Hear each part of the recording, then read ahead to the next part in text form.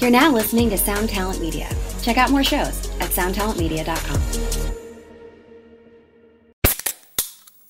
Hey, what's up, everyone? I'm Matt McGackie, the vocalist of Cryptopsy and the host of the Vox and Hops Metal Podcast, where I sit down with fellow metal musicians. We talk all about their lives and music while sharing killer craft beers. If you've ever wanted to sneak backstage and share a beer with one of your favorite musicians, well, Vox and Hops is the podcast for you. This week on the podcast, I dropped a killer episode with Kelly Schaefer of Atheist. There is this episode and over 440 other ones to help you enjoy life, metal, and craft beer. So what are you waiting for? It's time to become a Vox and Hops head. Cheers! All right, folks, how is it going? Hope it's good in your neck of the woods and all that jazz. Before we get started in this kind of weird episode that we have going on, I guess it's not weird. It's a little different. I'll explain. Before I get to that, I want to tell you about Creation Music Company. Creation Music Company has recently been sponsoring the program you're listening to right now, and they make all kinds of stuff, but they're best known for their pedal boards. They've got a variety of different pedal boards in all shapes and sizes for just about anybody, for anything you could ever imagine. Well, maybe not anything. Some of you guys are pretty crazy. But they have extremely light flat boards. They've got their Aero series, which is a twist on the traditional flat board, so you can kind of sneak some stuff under there, get yourself some additional room on a flat style board. And then they have their Elevation series, which is their angled style boards that are, traditional slant, so you can slide your power supplies and just have a little bit easier access to all of your effects. And they're lightweight aluminum construction. They're made here in the States. Really, really great stuff. I've seen them in person. A lot of my builder friends have used them. Lots of people have used them and been really happy with their pedal boards. I think they're fantastic. And if you want to know more about them, John's been on the show twice, so you can slide back to some older episodes and check out the story of his company and what they've had to deal with over the years. It's pretty interesting stuff. So if you go back to that, I think you'll get some entertainment out of it. But yeah, go check out creationmusiccompany.com for all the details. This episode is also brought to you by the wonderful people over at Gun Street Wiring Shop. Gun Street Wiring Shop for all of your guitar wiring needs. Doesn't matter what you're shooting for. Sean and company can hook it up because that's what they do, man. They're all about the people. They're all about supporting the community and getting you exactly what you need. So don't let that old SG knock around in the closet anymore just because it has one broken pot or something. Call up Gun Street Wiring Shop. Let them fix you up. And if you don't see exactly what you need, definitely email them because I've seen them do some crazy, crazy projects. So don't think anything's too weird or too out there for the folks at Gun Street Wiring Shop to handle. Go to gunstreetwiringshop.com, check them out today, tell them I sent you. You know what to do. We are also brought to you by the Fuzz Fiends over at the Fear the Riff Expo. Fear the Riff is in its third year now. It's promising to be bigger and better than ever. Still taking place there in Greenpoint, Brooklyn, in New York City. Yes, the Big Apple. I'll be headed there this year again. I've been there every year since its first opening. I don't know. Since its first year. I've been there, and it's a really fun show. It's a great, great venue right by a really epic pizza shop called Polly G's. There's fuzz pedals, there's guitars, there's amps, there's everything you could ever want. You might even see a gear, guitar celebrity walking around. We had Petrucci there last year. Who knows who's going to be there? It's going to be a great event. August 10th, come on out. Let's say hi. Let's hang out. Let's do the thing at the Fear the Riff Expo in Brooklyn. Let's do it. And last but certainly not least, I would like to talk about a way that you can support the show without going out of your way too far. All you have to do is use tonemob.com/reverb. Go to that link in your browser and use that for all of your reverb.com shopping, and a little percentage of that will come back and help support the show. It doesn't cost you anything extra, and you don't have to do anything weird like put in codes or anything. You just go through tonemob.com/reverb to check out, and you can support the show that way through things that you're probably already doing anyway, which is buying and selling gear. So it doesn't matter if you're buying, selling, or if you've never heard of Reverb before, and this is the first time you've experienced Reverb.com as an entity, or you've never been exposed to them before, which is kind of crazy. Just signing up for a new account helps. So go to tonemob.com/reverb for all of your reverbing needs, and it really, really helps us out. So thank you very much for all of you that have done that and continue to do that. and we'll do that. Okay. I think that's all the house cleaning for today. Let me get into what this show's about. So over the years, this episode with Robert Keeley has always been referenced by many listeners who have been around for a while as their favorite Tone Mob episode. So I went back and listened to it again here recently, just because I tend not to listen to these. And a lot of you may not realize this, but once I'm done editing them, I shoot them out there, and I don't want to hear my own voice anymore. So I try to avoid listening to them as much as possible outside of, trying to make sure it sounds great for everybody. So I haven't listened to this in a really long time until just recently, and I went back and I went, wow, I understand why people like this, because Robert was very candid about some things that I was not expecting. He was somebody I got on the show early on that made me feel like, wow, I'm really doing a thing. This is a legit endeavor that I'm undertaking here.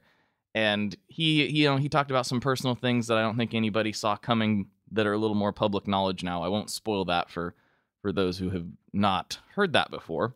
But I wanted to put this back out there because we have a ton of new listeners, and I super don't expect anyone to dig through the whole back catalog to find this nugget.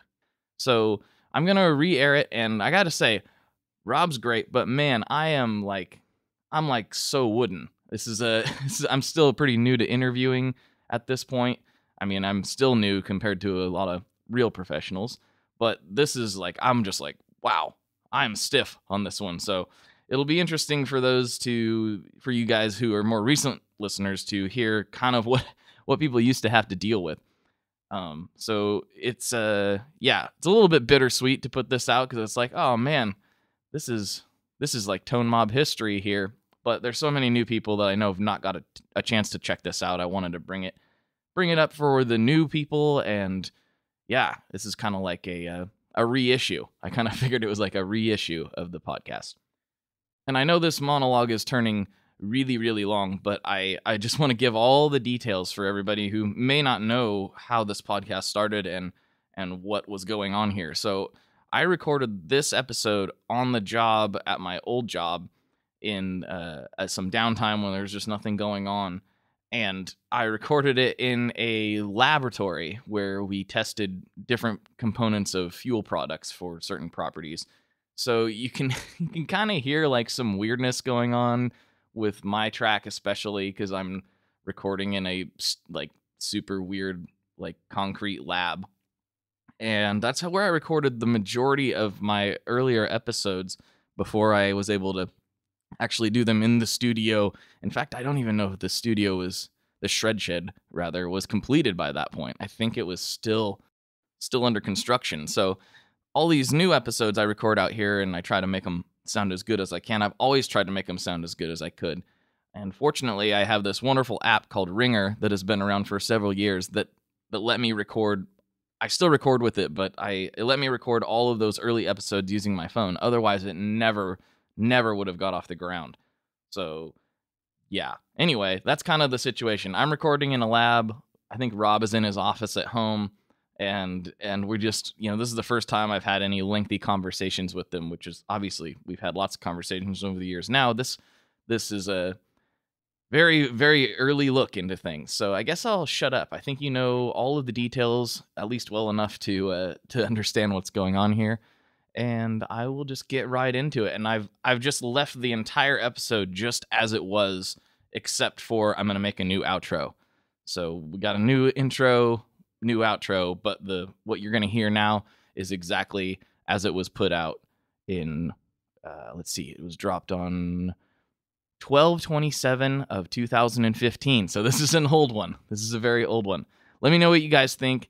I hope you enjoy it. And I have another episode that is going to drop directly after this that is also a little bit different. So I think you guys are going to enjoy that. That's with a rock and roll legend. But without further ado, here is the first Robert Keeley appearance on Tone Mob. Here you go. So I said to him, no way, you did not say that. No, you did not say that. No, yeah, I did. Yeah, I did. I did. Right to her face. Yeah, right to her face. Right to her face.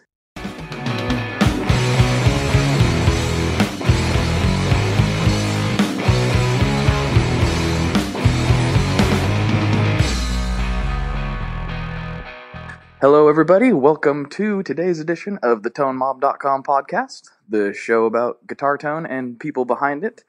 As you know, I'm Blake Weiland, and today I have the pleasure of sitting down with one Mr. Robert Keeley. How are you doing today, sir? Man, been a great day. I lost my headphones, but, there was a Target available, so I bought some new headphones. So, the trials and tribulations of recording demos when you lose your headphones. Ah, yes. Otherwise, the day was picture perfect. Nice. Yeah. Recording demos. Are these new pedals, or are these pedals that we have seen? Well, of course, every week you have a new pedal, so... Every week we have a new pedal is the mantra, but today was special because we had the Gold Star Reverb that's going to be released tomorrow, and Lance Seymour of Gear Talk did a demo, and I was going to do a technical demo on the distorted reverb, kind of a unwieldy beast to play, and the pedal offers a lot of different sounds and stuff like that. So I was going to try to record one. Everything was okay until I couldn't, listen to the tracks back to understand what I was doing. So, at any rate, got some new headphones, and maybe later on tonight I'll record some more. Right on. Do you have a little home studio that you do those in, or do you do them at the shop? I have the infancy, the genesis of a home recording studio, and so upstairs in my office, I set up something, and I'm still playing with it. I don't really sit on camera too often, so that's going to be my future role, and so I'm looking forward to it, and I'm trying to have fun doing it. So I got to get all the pieces in place for the recording gear, monitoring, playback, understanding what I'm doing. Right. Camera angles, lighting, all that stuff. So I really want to move into that, though. It's kind of fun to see the guy that at least directs, and I'm sure we'll talk about this more, directs what pedals are being produced and what sounds are being produced, to demonstrate them for people to show, what I like about the sounds and what I think is inspiring. That's very cool. I think people will really enjoy that. I mean, there's lots of demo guys that do great work, and that's why they do it. But I think it'll be an interesting angle for you to approach it from that. I mean, sure. On a regular basis. There are companies that do that, but if you're going to do it consistently, that's pretty awesome. Yeah, what's I'd have to use the word even jealous. The folks at Catlin Bread, I think the guy's name is Howard. He plays some incredible demos, and every time I watch it, I go away bruised and beaten because I'm like, that's exactly how I would do it. And now I can't do it because they've done it so perfectly. I have to walk away from it and go, okay, find your own place. But when exactly, man, when people are involved in the production of the gear and then show you how wonderfully it works, it's magic. And I think that's what they've done.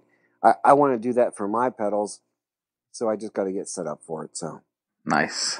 So we can be looking forward to that very soon. Then I take it. Oh yeah. I'm going to put out a couple of them. I'm sure it'll be a learning process and stuff like that, but it is fun to show off the different sounds and explain it from a very technical standpoint, where people can understand the controls and how they interact, how they make different sounds, so that people can hear it kind of from the horse's mouth, so to speak, and understand exactly what they're getting and what they can do with it. Right. That's cool. I'll look forward to that for sure. So that's awesome. I love hearing that.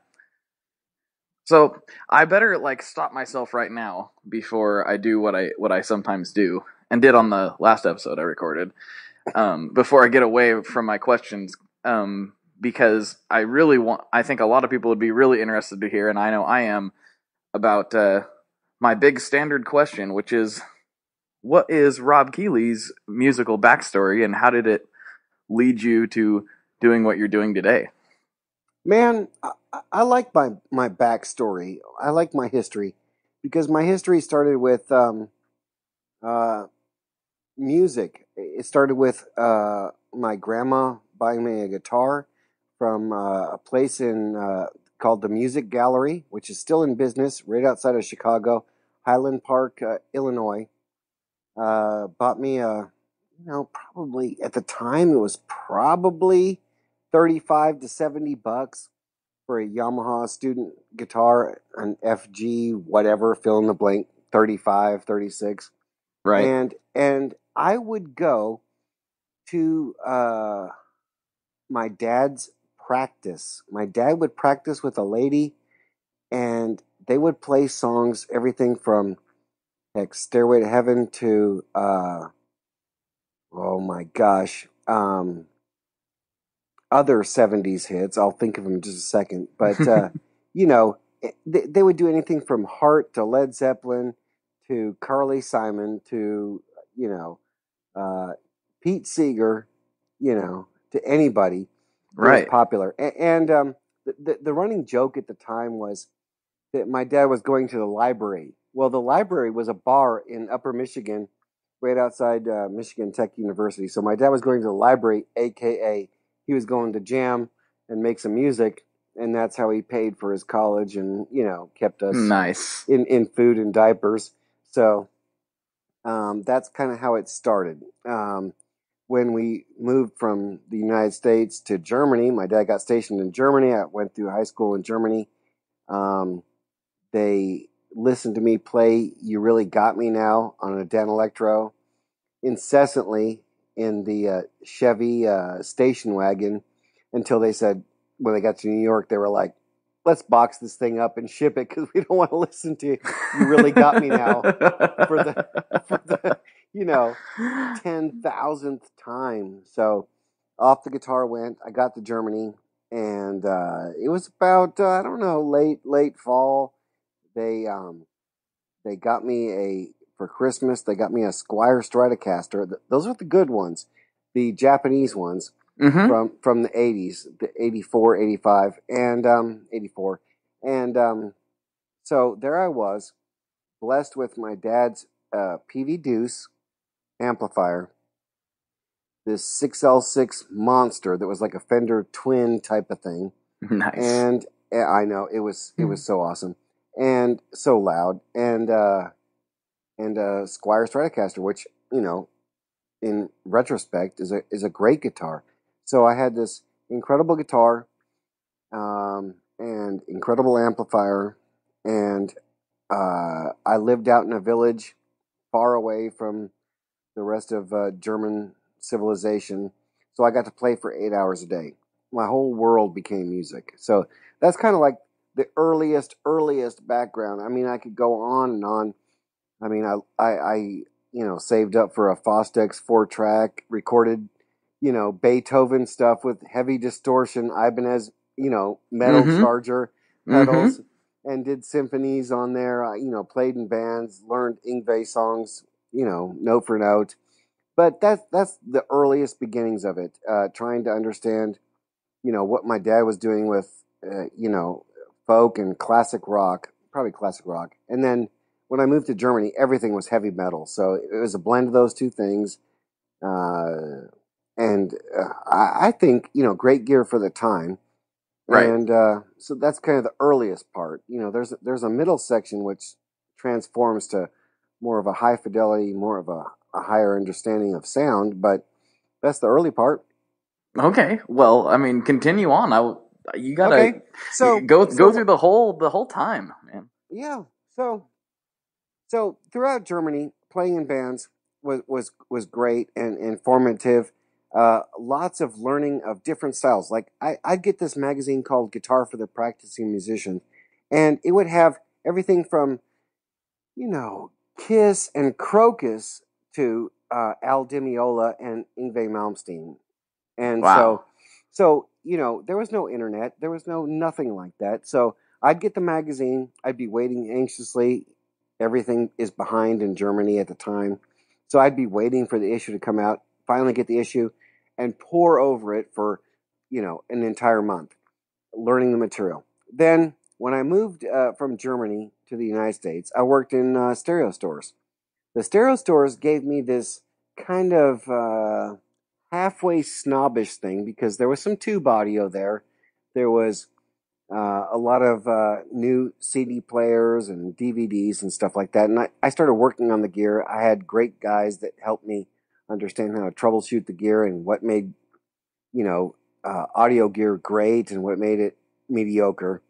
And so then for the next, I think, 15 years, I worked in different stereo stores, repairing audio gear and understanding, what makes things tick, what makes things sound good, what works, what doesn't work.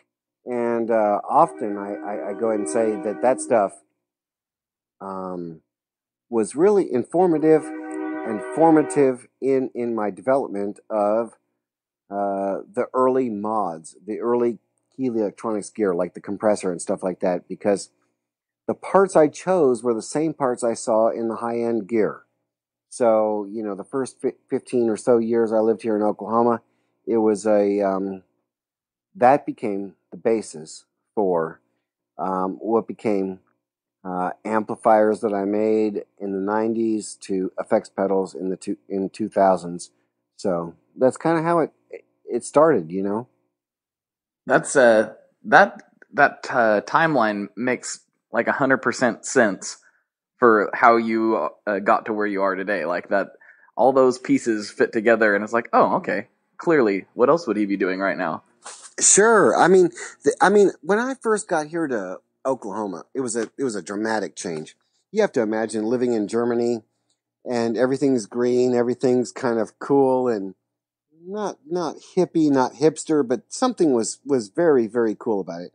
I come to this forsaken place called Oklahoma, and it's desolate. I mean, it was like December when I got here, so everything's brown and destroyed and forlorn, and it just took off on this journey where I was like, wow, I need to make money.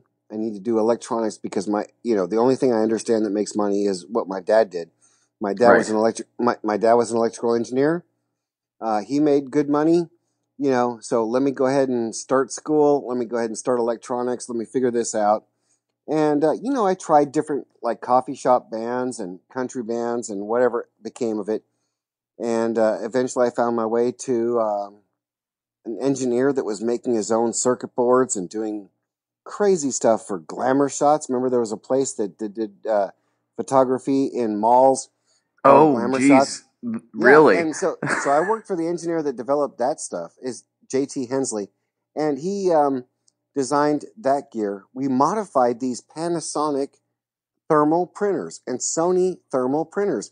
So the concept of modding actually came to me in the mid 90s from this guy that owned a company called Industrial Video. He modified thermal printers, things that printed out pictures of, ladies, lab rats, because we did stuff for both medical facilities and glamour shots. Right. So those things kind of took place there. I saw circuit boards being made, and I saw circuits being modified. And so it became kind of second nature, or it became something that was, I didn't give a second thought to when it came to understanding how amplifiers were modified in the later 90s, mid 90s, where I saw like Gerald Weber of Kendrick Amplifiers making modifications to basement amplifiers. Those basement amplifiers, he, built a company on, and that's exactly how I got started in modifying gear. So the amplifiers came first. Modifying gear was already natural to me. And so then, fast forward to 2001, when I decided to make a Ross compressor.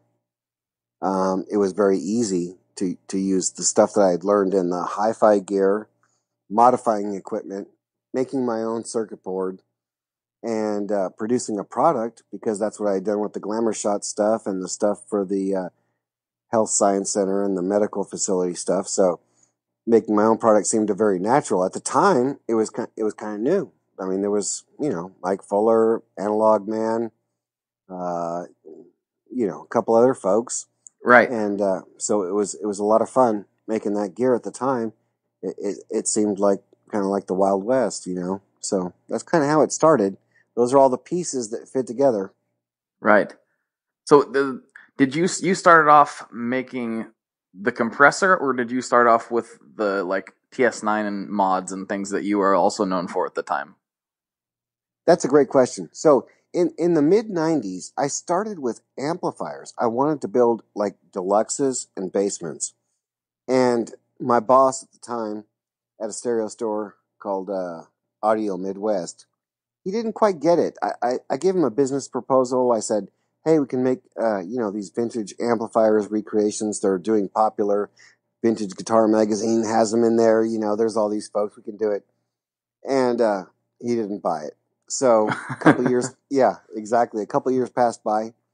And then only because I wanted to find that sound that Trey Anastasio of Fish had, did I start to make compressors, and so I built my first compressor based off some notes off the internet, and it just happened like that. The first compressor took a couple months to build parts, troubleshoot it, and when I heard it for the first time, it was completely amazing, and it was not life-changing, but it was so different than how I had heard any other compressor that I was like, oh, this is great. I'll put this up on eBay. I know people will like this because it sounds good to my ears. And that's how it started. So, I sold the first compressor in September 2001. And it really just honestly took off from there. So when did you start offering... Oh, boy. Here's my buddy, the train guy. We'll just pretend he's not there. He came by last time too. He's been annoying me lately. But anyway, so did you start? When did you started on eBay? When did Keeley Electronics kind of get you realize that is what you're gonna do full time? Well, it actually happened that September 11th, 2001, I delivered the first compressor. I went off to school. Next thing I know, the principal of the school came to me and put a TV in my room, showed me what was happening with the world. We kind of ran off and hid for a while on September 11th, but I had shipped off the first compressor, and they sold. And next thing I know, I built another one. It sold, and as fast as I could build them, they would sell on eBay. That was 2001. By 2002, May of 2002, I put in my notice that I was leaving and started Keeley Electronics full time. So it really kind of started full time in 2002. The origins of it, and that stuff became, was 2001. So it's just been a magic ride since then. It really has. So how long before you had realized you needed to start bringing people in to help you out? Because how long were you by yourself? Cool. No, I was never by myself except for the first unit. So what happened is I was already teaching at the time, and so there was this guy, Jacob Adams. Jacob Adams was my first employee, and he was a student of mine at Vatterott College. And one day, all of a sudden, there's a knock at the door. I go to the door. I'm like, who the hell is here at the first crack of dawn? And here's Jacob Adams. And I'm like, hey, buddy, what you doing here? He's like, you told me to come here and start building pedals or something. And I was like, oh, that's right. Yesterday I told you to come to my house and we were going to start building pedals. I'm standing there in my underwear. Jacob will tell you the same truth. Jacob runs a company called Mammoth Electronics. Oh, yeah. And so Jacob was my first employee. I don't remember what day he started, but Jacob has been in it since day one with me. So if you think any of these stories are fabrications, Jacob can verify any of them. But no, it was just like that. I mean, we started modifying TS9s and BD2s shortly after that, and then DS1s when Dave Weiner from Steve Vai's camp sent some DS1s in to mod. That was really inspiring, and we came up with the DS. I came up with the DS Ultra mod at that time. So it just really blossomed in those first couple of years. Jacob and I was there, a couple other guys, and took off from there. Very cool. Oh yeah, that's very cool. And you've pretty much kept going ever since then. Like, there's not really been much of a break for you, has there? No, or am I mistaken on that? No, I mean, the break that exists is where, I don't know how to put it delicately, but the break became when I got hooked on prescription pills.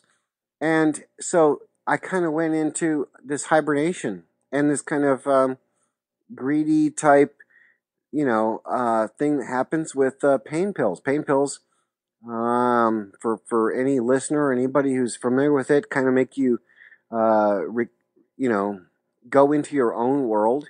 You think everything's fine, and everything is not fine. And so I would have to say for many years, we lived off the incredible success of those first years. So,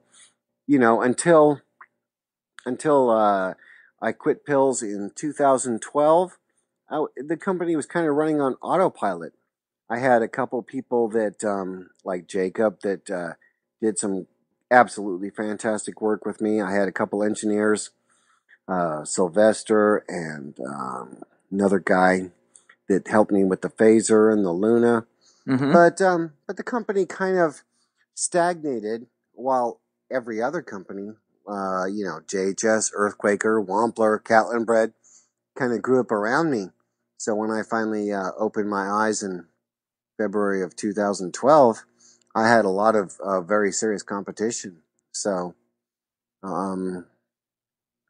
we enjoyed some great success in the mid 2000s, and it slowly petered out until woke up, and then I formed a new team of folks that have brought about all this incredible change that's I think groundbreaking for the effects world. I think we've had our best year ever, and that's what's happening now.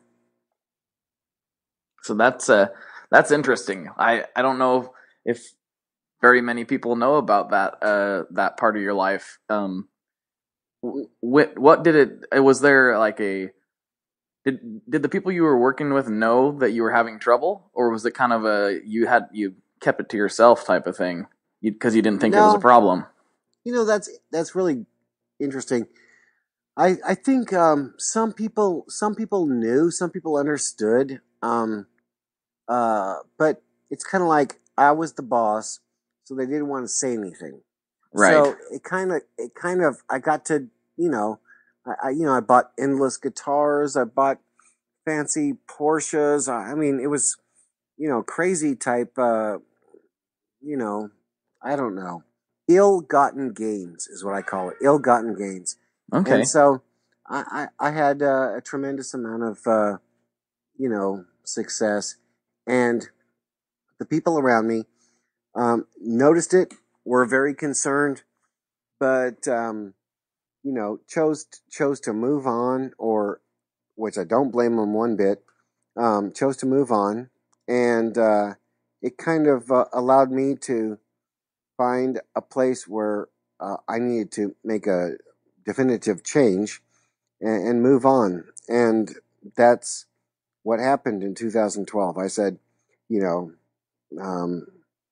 this is not working at right. all. This is not working at all. I had what's now an ex-wife that, was instrumental in the destruction of the company. I had myself instrumental in the destruction of the company. And I said, okay, enough with all that. And I moved on. I said, that's it. Time to quit and time to move on. quit the pills, found people that were very supportive of me. So like Lisa Hale, and who I hope we talk a whole bunch about, Creighton Hale, came in and were instrumental in helping me get through not only the 1.5 year divorce, but then transforming the company with new designs and new product and increasing our skill level. I don't know how many fold, tenfold would be probably shy of what we've done. So Right. it's that kind of, transformation where I said, enough of this. I want something better. I'm so tired of being, in the gutter. Even though the money was coming in. I mean, heck, even at the worst point during that stuff, I think we were making something, obscene, like $2 million a year, but it quickly fell away. It quickly vanished because I had so much good competition and, no support structure after years of just living off the compressor and katana. So, Right. that change in 2012 couldn't have come, any sooner. It was perfect timing. It really was, and that's I think it's kind of interesting if you step back and look at it from a consumer standpoint. Now that you've laid that story out for us, Mm-hmm. you can see the change right in that time frame. Oh yeah, It's visible sure. from a product standpoint, and not that anybody knew you were having trouble. I'm sure from a consumer standpoint, but it's obvious that there was a big shift at that point in the game. Sure. I mean, the first thing that came out was like a red dirt. It was essentially our TS9 Mm-hmm. on a new platform, and then a whole year later, Creighton and I developed the Seafoam, which was incredibly difficult to do. It was unique. It wasn't a copy of anything, but those two pedals took a full year, and then 2014 unleashed, and it was a pedal a month, and then now you've seen 2015. We can do anything. We can almost poke fun at manufacturing a new sound. We can do one, every couple of weeks. We can do one in front of the camera. So it took a lot of background work to build up the platform, the skills. Aaron Tackett doing CNC stuff, and then eventually in 2015 doing DSP stuff. All these partners, if you will, came into play. So it's that's what happened in the past 2 years. So you have all these people that have come into the fold, so to speak. Where do you track down that level of talent and then have as many of them as you have? I mean, that's just like people would kill for that. Yeah. So what happens is they kind of fall in your lap, or they kind of exist, but then once you realize it, you have to foster that talent. You have to not only push them to do their job and to learn new things, but then you have to let them grow on their own. So that's been I mean, that is the complete key to success.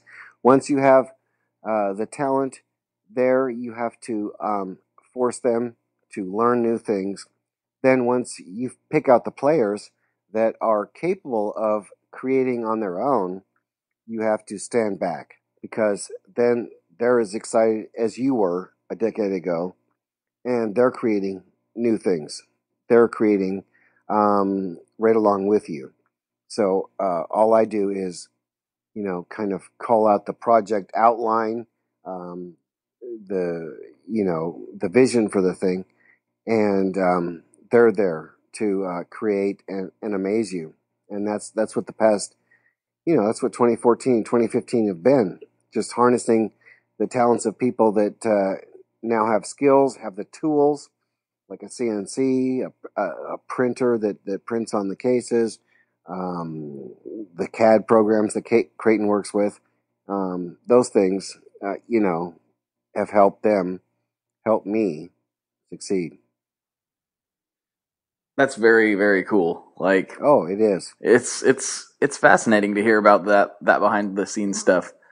I have so many questions, and then I Sure, go ahead. trying to pick the one to ask. It's like it's hard when there's so much cool stuff going on. I just have all these questions about DSP because I understand it on the surface of it, but like if I was to try to like put my finger into that, it would probably frighten me, and I'd end up crouched in a corner somewhere. The DSP stuff is like that. It's very exciting because you can't burn yourself with a soldering iron, and when you can't break the leg off a resistor or a capacitor, and you don't have to order parts. So DSP, digital signal processing, is using your imagination, your programming skills, working with the hardware and software to maximize your creativity. And so if I were to tell Creighton, hey man, we need to come up with a tremolo circuit that randomly vibrates the pitch to simulate a tape deck, it could take us months to do something like that. Mm-hmm. But in the DSP world, I tell Aaron, use a random number generator, have that tickle some sort of pitch shifting algorithm, and in 5 minutes it's done. In 2 minutes it's done because he already has it done. So the building blocks for DSP are incredible tools for creating new products. I've been working with DSP since the 1999, 1998, and it's based on programming and getting a computer to process audio signals. So it's incredibly fun, incredibly rewarding, and you can do magic with it. That's the fun thing with it. It doesn't take hardware components to make something happen. You can make it happen, and you can dream bigger than you can in the analog world. So DSP has been very rewarding for our company, even in the very early stages. Is there and this is my very rudimentary look at it from a player's perspective, and I'm sure you have a much more insight into it than I do. But when I look at the digital pedals and things, I'm like, okay, verbs, reverbs, delays, that kind of thing. Of course, they're just knocking it out of the park with that kind of stuff. Yeah, I haven't yet experienced myself a drive or a fuzz or any kind of dirt pedal really that was digital that really knocked my socks off. Like, and I don't know if that's me being kind of a snob, or if that's me, or if that's a real like a legitimate complaint. Is that no? What do you think about that? No, it's a legitimate complaint. I think the only person that I've heard do it really, really convincingly myself is Dr. Mark Gallo. He has an product called Amplifier. It uses 2 Shark processors. These heavy-duty DSP processors, the same stuff that's used in the Strymon stuff. It uses 2 of them to finally get gain, distortion, heavy gain, correct. It takes a lot of processing power to get those nuances correct. And not many people do it. I think that Kemper profiling amplifier uses a pair of those. And so it takes an extraordinary amount of processing power, speed, memory, and technique in crafting code to understand how to make something that sounds good for guitar players. So, for example, we have a distorted reverb as one mode of our Gold Star reverb that'll be released tomorrow. And, I think Aaron and I have done a good job talking about it and crafting something that sounds good with a very simple spin FV1 processor. I think we've done a good job with it. It just puts distortion on the trails of the reverb, so it's it's not critical for, say, your core sound. But for an effect, I think it's a blast. It offers something new. I don't know of any other pedal that does it. So you're right. When I got my first digital distortion pedal, a Digitech pedal that had 20 presets, no matter what parameter you wanted to change, no matter how many things you could store and save, it never sounded as good as some sort of Boss dirt box. No, that was the 80s. So no, I hear you. It takes a lot of effort and a lot of processing capabilities to get distortion to sound right. Right.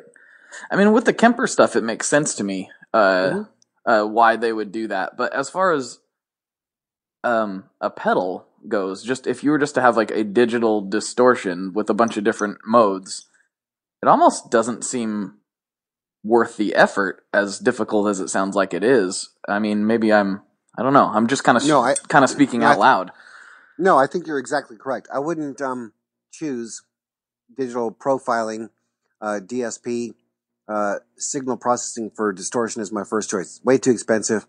It would take, I don't know, $20 in parts to get it even remotely correct, maybe $30 in parts to get it remotely correct, when we know that a RAT or a DS1 or a TS9 can cost, fractions of a quarter to get right. So right, exactly. I mean, there's no point. But when you start making multi-effects units and dreaming of bigger things, then it becomes pretty cool. Because like my friend Dr. Mark Gallo said, he can simulate voltages on the tubes that don't exist in the real world. Something that would melt the plates of a 6L6, even an American one. He can simulate things that just simply couldn't exist, but that sound delicious, sound fantastic, outside the realm of reality. So, at some point in time, it does make sense. There is the processing speed, the power to do things with distortion that don't exist currently, and I think we're kind of on that edge, on that boundary. Now that sounds cool. That's something I could get involved in. Oh yeah, very cool. Yeah. I'm wondering what that even sounds like. Is that old thing where, like, I heard this tall tale the other day. I don't know if this is even true, but I heard it. Where, like, I believe it was Prince set a guitar amp on fire and recorded it as it was burning in like a concrete room somewhere. I wonder if you'd get some sort of weird sounds like that, if that's even a true story. I have no idea. Well, you know what's kind of fun about that, true or not, the essence of the story is that something happened at that fleeting moment where you can't replicate it. And that's kind of what I think amplifier does, and what DSP is going to be capable of doing, not only for me or for a host of other people, but maybe even more so for the DIY crowd. I think there's SpinCAD, which is something that allows people to create on the Spin/FV1 format. So you can start to create some of these reverbs and delays with darn near no technical ability or understanding of what's going on. You literally, connect dots, color inside the lines, and you can start to create these effects pedals. It doesn't allow you the control over nuance, and it doesn't allow you to, it doesn't give you a license to use your own brain for what sounds good. It just says you can make a reverb, you can make a chorus, you can make a delay. But I think, to your point, what happened in the room when the amplifier was on fire and getting ready to, be destroyed. What kind of great sounds came of it? Well, now you can create those sounds digitally. So I'm not saying it's the answer for everything. It's really not. I mean, the same folks that create those things get turned on by a fuzz pedal that we do.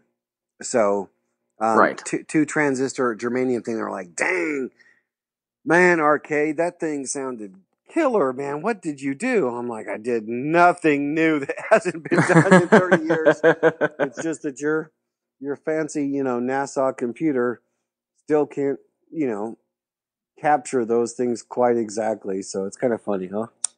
It is kind of a comical thing to think about, but it's like, man, I love that sound, like there's always that sound that you're searching for as a gearhead, and sometimes those simple circuits, it's just like, oh yeah, really what is needed. It's kind of a funny thing. Like we get sometimes overwhelmed with giant pedal boards and all kinds of different everything going on, but sometimes there's something to be said, like, I'll just take everything apart, Les Paul Jr. into maybe a fuzz face or something similar, and just go in a one channel amp, and it's like, man, that feels good. Oh yeah, no kidding. It really does. It really does.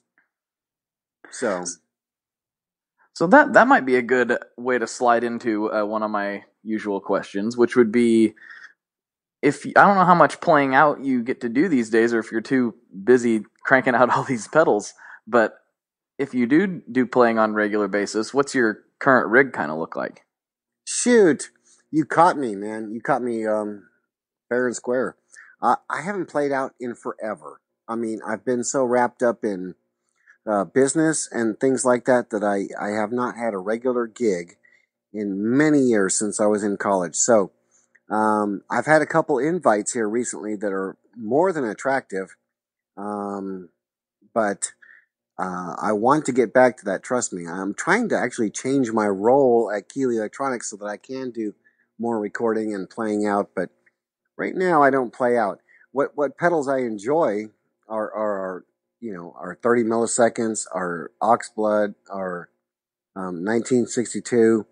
A couple other pedals that are the best stuff we've ever created. So when I play, it's more rewarding than ever to play my own gear, So I can definitely point at what I enjoy playing now and what other players, are enjoying now.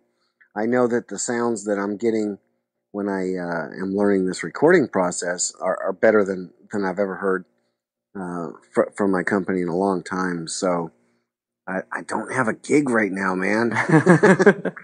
That's not too surprising. With the volume you guys are putting out, I couldn't imagine you having a whole lot of time for much else.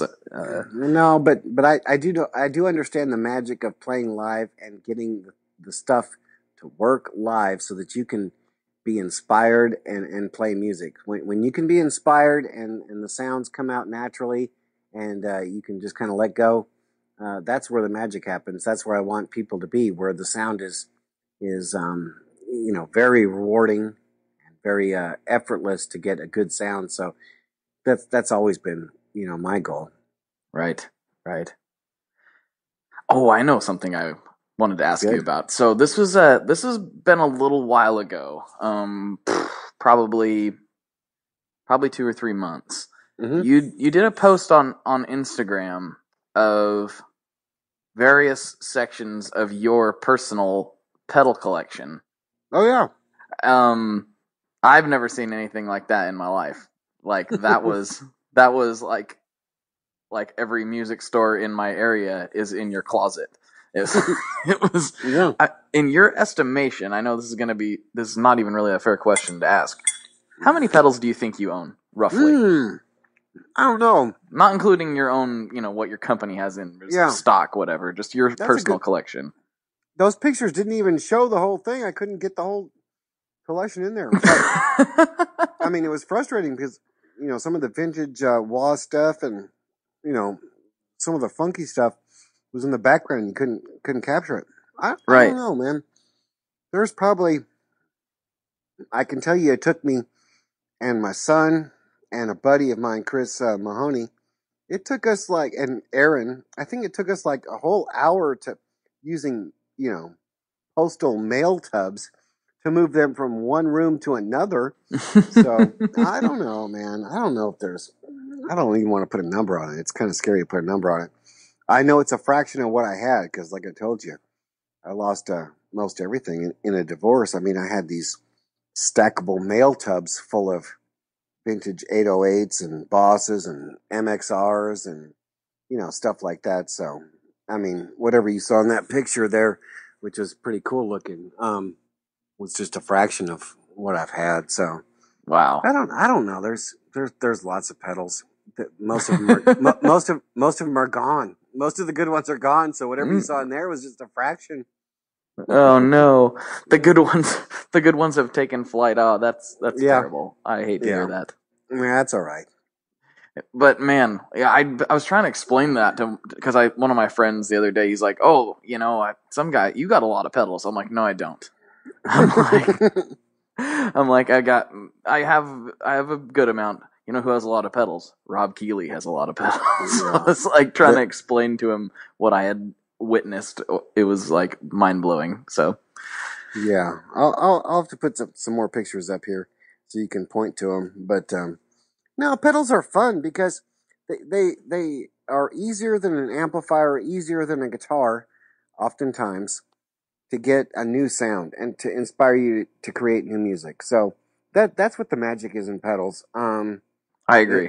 It's a quick way to find your muse, find some way to get inspired.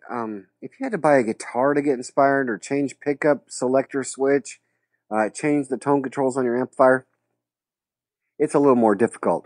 But if you can, I'm not saying it's necessarily better, but it is a way to get the creative juices flowing and to start creating, and that's what it's about. So most definitely.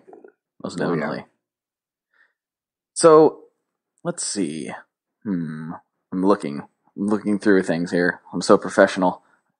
You're good. You're good. Do you have a particularly a favorite circuit? Now that's hard, not really fair to ask, but do you have you could just point to one and be like, either one you've created or just one that you're really impressed with? Well, that's a good question, because some of the circuits that I'm impressed with, I don't fully understand or know by heart or anything like that. For example, I think the Line 6 DL4 is a complex, beautiful, circuit. It's just as awesome to me as the Fender 5E3 Deluxe circuit. Mm-hmm. A 1959 Fender Deluxe is just as inspiring and magical as that DL4 in my mind. So there's several circuits like that just make a lot of magic. I truly enjoy our new Oxblood in 1962. Those things are great sounding. They're very easy to play. They're fun to make music on. I enjoy our the platform that holds our 30 milliseconds or our reverb. Those circuits sound good and are fun and inspiring. So, I mean, there's classic circuits. Obviously, I like the TS9 quite a bit. I mean, who doesn't? Fun No circuit. kidding. It's very malleable. You can change it. You can do a bunch of different things with it. So there's some circuits like that. A circuit I think is fun is the Neutron 3. The Neutron 3 that thing's cool. Yeah. Yeah, it's got all kinds of stuff you can learn from it. All kinds of different circuit elements that help your understanding of how sound works and how things become dynamic. that's what I like about that circuit a lot, is that there's a lot of filters, so that the sound is, made vocal or forced in one way or another, and then there's things that measure your pick attack and your playing, so that it influences some other part of the circuit, and that's kind of what's made our DSP stuff a lot of fun, because instead of setting up big complex circuits that kind of weigh or measure your playing, your attack, what the envelope is, to control some other part of the circuit, you can do that so much more easily with DSP. So we can create, dynamic-based modulation, or dynamic-based rhythms, dynamic-based pitch, stuff that would be very difficult in the analog world. We can do more, but if you don't have an understanding of, where those things initiated and how they inspired musicians, it's kind of hard to put the pieces together. And I think that's where we're succeeding now in our circuits now, is combining several types of, studio craft or effects, so that you can get new sounds, or sounds that were only available with, at a studio. So the circuits that inspire me are the old ones and the new ones, but the crazy stuff like the DL4 and some of the stuff we're doing, and, those things. So, is there another company out right now that you would say is like doing super intriguing stuff that you are really impressed with? Man, it's so hard to pick favorites, because I feel like I've got a lot of friends in the industry, but I think Jamie Stillman with Earthquaker has inspired me in ways to make sounds that are outside the norm, so that people can further create. So although I don't listen to his catalog of effects so much, I think I understand where his forte in creating sound is. So his kind of crazy noisemaker thing is very inspiring to me. I think the Gold Star Reverb that we'll come out with tomorrow kind of demonstrates how excited I am about sounds that are outside the norm. I think that companies like Wampler and JHS and Catlin Bread all bring something to the party, where they are definitely putting their best game forward, their best sounds forward, the best they can do, and core basic sounds. You can't deny how good their stuff sounds.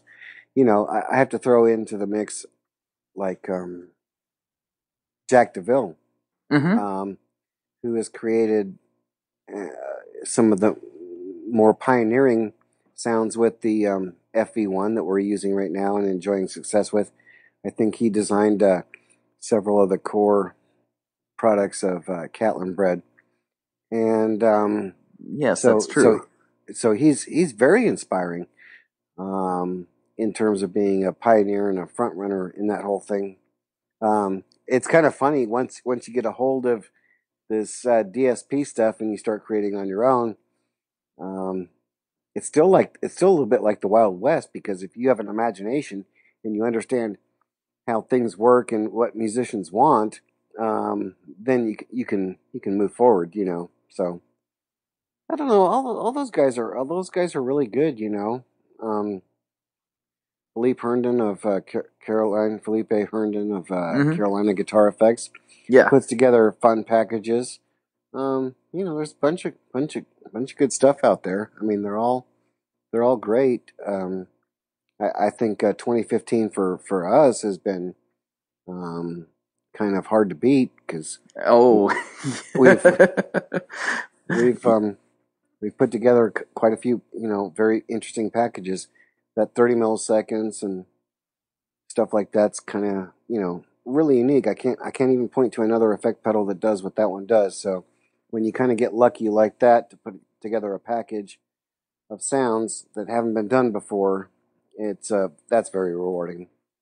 How did that pedal come about? That was something I wanted to Man, talk about. That thing just I got to get my hands on one. That thing looks so cool. it is. It sounds more amazing than you can imagine with two amplifiers, because you get a chorus sound that you've just never heard before except on studio recordings.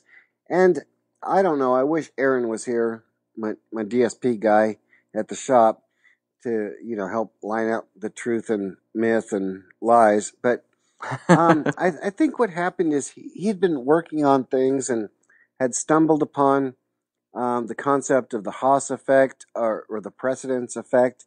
Both those are names for this delay time that's less than 30 milliseconds. You can't hear the delay, but it creates a chorusing type effect. It has, you know, phasing type effects and stuff like that. The Beatles, Ken Townsend and John Lennon, you know, crafted this sound because John Lennon was too lazy to re-record the vocals or guitar tracks, and that and that brilliant guy Ken Townsend, you know, thought, hey, you know, what if I feed the same track back in with a little bit of delay time? Can I not create something that sounds doubling? And sure enough, he created a sound that's now, you know, indispensable studio tool. So when Aaron started to talk about it, I think I pretty much jumped off the floor when I was testing some other sound and went, yeah, exactly. That's exactly what we need to do. I want an Abbey Roads, you know, studio pedal. I want all those sounds. I want, you know, random tape modulated double tracking. I want, you know, straight up double tracking. I want the same chamber reverb that we put in that they use. I want our best approximation of all those sounds in one pedal. And then, you know, the graphics for the case became, you know, based on the Ampex, you know, tape reels and the Grateful Dead Dick's Pick stuff. So the whole package came together. The whole the sound was kind of formulated kind of that fast. It was like, yeah, that's exactly what we need to do because no one else is doing that. Mm-hmm. And that's a sound that we immediately love. You know, if you listen to Mike Herman's doing You're No Good on his demo of the 30 milliseconds, it's mind-bogglingly good. I think it's still one of the best demos of my pedals that exist. Because it perfectly captures what could only be done in the studio, and now there's a pedal that does it. So that's kind of exciting. It's very exciting. Yeah, that is a great demo. He does great work. So shoot, I think his music is like many opuses, many pieces of musical art. So I thoroughly enjoy working with him and the sounds he creates. I think they're a lot of fun. Yeah, he does awesome. He's one of my favorite guys to watch, so that's fantastic. Yeah. Oh man. There's so many questions I have, Rob. I'm not just saying that, but we have done what always happens is I get to the hour mark and I'm not done talking yet. Well, you can schedule part 2. I'm going to have to because this has been an excellent chat. But you know, most people if they're already at work, they've made the commute, and now they're watching Mike Herman's demos in their cubicle. So exactly. Awesome. Well, thank you so much for taking the time. I really appreciate it. It was just I love hearing all your stories. It's awesome. Blake, it's so fun. This business is fantastic. I hope people listen for a couple seconds more. I take this job very seriously. I know everyone else does too. I know everyone's trying to make the best product out there, but I somehow feel that I am trying my best to make inspiring sounds. Not just sounds that work, not just pedals that work, but sounds that you can create new music with. And So I hope I'm doing that. Sometimes I do, sometimes I don't. But that's what I'm hoping for. That's what I think I'm best at. It's like, yes, that sounds good. That's what I would listen to. That's what I know works for people. And so hopefully that's what people take away from Keeley Electronics, Most definitely. Well, again, thanks, Rob. I think you're doing a great job. Keep doing what you're doing. Us gearheads really are digging it. So Great. if it ain't broke, don't fix it. Keep going. Oh yeah. I'll keep that. My team is kicking butt right now. So watch out for 2016. Love it. So is there good. anything you want to, I forget to do this sometimes, and shame on me, but I'm getting better. Is there anything you'd like to shamelessly plug for anybody who is listening, something coming up new, where they can find your stuff, et cetera, et cetera, et cetera? No, I mean, I just visit the website, just check out the new stuff, because we've got for the NAMM show, we have a bunch of tone workstations, which are 3 and 4 multi-effect type units that'll be at the NAMM show in January out in Los Angeles. Oh, cool. So we've got that.